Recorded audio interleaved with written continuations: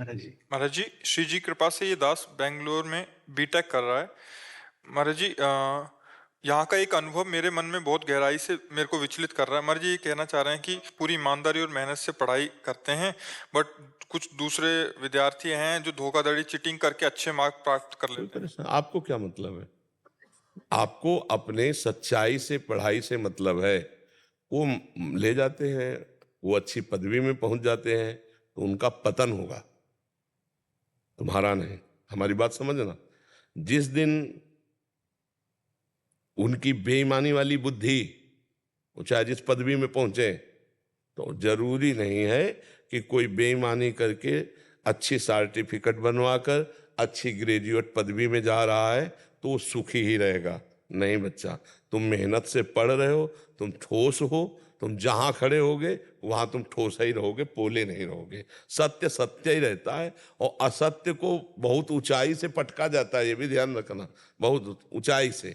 हाँ, हम ओरिजिनल रहें, नकली न बने। हम अच्छी पढ़ाई पढ़े, अपनी पढ़ाई के नंबर अपने भाग्य के अनुसार जो हमारी उन्नति हो रही है मुझमें संतुष्ट रहना सीखें। हम ये देख करके बहुत बहुत तो परेशानियां हम बाहर से मोल लेते हैं, नहीं लेते ये सब देख करके। नहीं, हमको खुशी होना है अपने में कि मैं ईमानदारी से ठीक से चल रहा हूं, धर्म से चल रहा हूं। अगर मैं नई उन्नति को प्राप्त हो रहा हूं तो मेरी ईमानदारी मेरी उन्नति है, और इसकी बेईमानी एक दिन इसको पतन में ले जाएगी, पक्का ले जाएगी, पक्का ले जाएगी। क्योंकि बुद्धि है ला, वो फ्रॉड बुद्धि रही, करेगी फ्रॉड और फंसेगी पक्का। और ईमानदारी से हमें लगता है कि ईमानदारी जो है वो दूसरों के सामने हम उसको प्रमाणित करें या ना करें, हमारे हृदय को शीतल बनाती रहेगी। धर्म अपने हृदय को, और अच्छा हमारा हृदय मस्त है यार, तो तुम कुछ भी कहो क्या फर्क पड़ता है, और हम मस्त नहीं है तो फिर कुछ भी कहो। कोई आज का आदमी जो है ना, पेट भूखा है और ऊपर से घी लगा के चलना चाहता है, समझ रहे हो? कि हलवा पा के आए, ऐसा आदमी है आज का। और अगर भाई तुम नमक रोटी पा के आओ, पेट तुम्हारा भरा हुआ है ना, तो तुम्हें कहने की जरूरत नहीं है। तो आज का जो स्वभाव मतलब प्रवृत्ति में आ रहा है, पर ये शॉर्टकट अच्छा नहीं है, पक्का वो नष्ट होगा पक्का। और धर्म पूर्वक चलने वाला, माना कि उसके कदम बहुत धीमे चल रहे हैं, लेकिन उसकी चाल को कोई रोक नहीं सकता। अधर्म वाला बहुत बढ़ता दिखाई दे रहा है। जब ज्यादा बल्ब अपनी सामर्थ्य से चमकने लगे तो जानना फ्यूज ही होने वाला है ये। नहीं हो? तो इसलिए तुम निराश तो हो मत, धर्म से चलो खूब अच्छा। जैसे एग्जाम होता है तो एग्जाम में हम तो मेहनत से पढ़ के जाते हैं पूरा, और तुम्हें दूसरे को क्यों देखना है? हमारी चीज देखना नहीं है। जैसे वो लोग क्या करते हैं, पहले तो पेपर बनाएंगे और घड़ी और फोन वगैरह लेके जाते हैं। हमने टीचर से भी बोला है। नहीं, हम ये कह रहे तुम उनके सुधार क्षेत्र के अधिकारी हो क्या? हमारी सुधार की बात नहीं है। जैसे अभी यहाँ बात खत्म हो गई, मुझे मतलब नहीं कि वो चीटिंग कर रहा है कि नहीं कर रहा है, लेकिन फिर जब पेपर का रिजल्ट आता है तो वो मुझे नीचे दिखाते हैं कि तुम्हारे देखो इतने कम आए, मेरे तो तुम्हें अपने पे विश्वास नहीं है, तुम्हें अपनी पढ़ाई पर विश्वास नहीं है। लेकिन थोड़ा हिल जाता है। नहीं, हमको कोई हिला सके, हमें ऐसे नहीं, हमको ऐसे बनना है कि हम सामने वाले को अपनी सच्चाई का चमत्कार दिखा सके, पक्का मानना।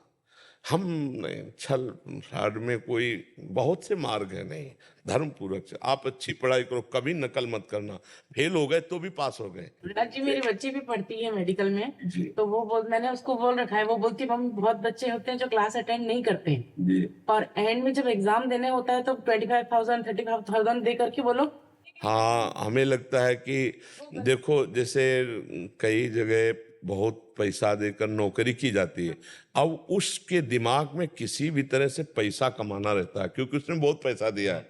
अब फिर वो पकड़ जाता है तो उसकी पदवी भी जाती है, और मतलब हाँ, मतलब बहुत बहुत बुरी। हमें लगता है कि सही ढंग से यदि चला जाए तो बहुत जीवन सुखी रहेगा।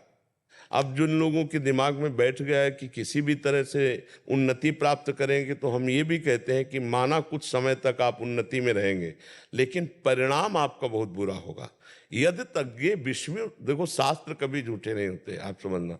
शास्त्र हमारा कहता है यदि तज्ञे विस्मृ परिणामे अमृतोपमम। तुम्हारी जो शुरुआत है वो तुम्हारी विष जैसी है, लेकिन तुम्हारा परिणाम अमृत जैसा होगा।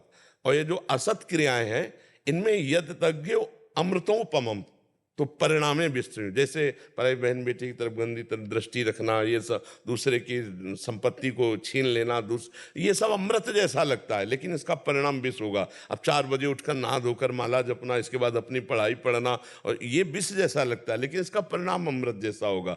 तो आधार्मिक प्रवृत्तियों की शुरुआत अमृत जैसी लगती है और उनका परिणाम विष होता है, और धार्मिक और सत्य का मार्ग प्रारंभ विष जैसा लगता है, लेकिन इनका परिणाम अमृत हो। तो हमें लगता है अगर परिणाम अच्छा निकले तो बढ़िया बात है। अब वही फ्रॉड करते करते बच्चे आपस ही में ऐसे ब्लैकमेल होते हैं कि शरीर पूरा करने की इच्छा हो जाती है उनकी, कि ना मम्मी से बता पाएंगे हम ये बात, ना पापा से बता पाएंगे, और अब रोज ब्लैकमेल हो रहा है, उनके दिमाग को रोज परेशान किया जाता है। सत्य से चलो, हम कह रहे माता पिता की अधीनता लेकर चलो। तो ये जो भजनहीन बुद्धि होती है वो कहीं भी फंसा सकती है। इसलिए हमें लगता है गलत मार्ग में कदम रखना, गलत आचरणों से हमारी बुद्धि प्रभावित हो जाना, गलत लोगों की उन्नति देख करके हमको ये ठीक नहीं है, ये ठीक नहीं, ये हमारी बुद्धि की कमजोरी है। नहीं, मैं धर्म से चलता हूँ, साइकिल से चलता हूँ, पर ठीक है ये अधर्म से चलता है, गाड़ी से चलता है, लेकिन एक दिन इसका गाड़ी से ही पतन हो जाएगा। बहुत बच्चा, बिल्कुल हम आपको 1000% बात कहते होते तो 100% है। अच्छे कर्म का अच्छा ही परिणाम आएगा। थोड़े दिन आपको बुरा लग सकता है, जैसे धर्मराज युधिष्ठिर अच्छाई से चल रहे थे, लेकिन 12 वर्ष का वनवास, 1 वर्ष का अज्ञातवास, छली कपटियों ने जुआ में उसमें, अरे लेकिन परिणाम क्या हुआ? सब मारे गए छली कपटी, और सिंहासन पर महाराज युधिष्ठिर हुए। हम परिणाम की बात कहते हैं। हो सकता है कि आपके सामने जो गलत है वो बहुत उन्नति को प्राप्त हो रहे हैं, लेकिन परिणाम बच्चा उनका अच्छा नहीं होगा। हो सकता है आप उनसे नीचे स्थिति में रह रहे हो, लेकिन आप सत्य से चल रहे हो, तो आप दीपक की तरह जलते रहो, वो हाइलोजन की तरह जल के फ्यूज हो जाएंगे। आपको बहुत ये बातें प्रायः समाज में यही बुद्धि हुई। नहीं, वो सामग्री आपके परिवार को और आपको नष्ट कर देगी, अशांत कर देगी। नहीं, बहुत धर्म से, बहुत धर्म।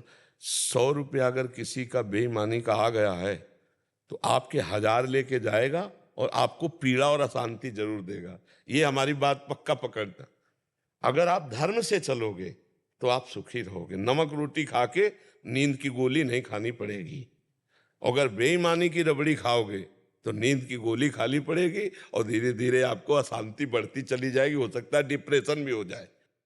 हाँ, बहुत सावधानी से चल रहा है, ठीक है।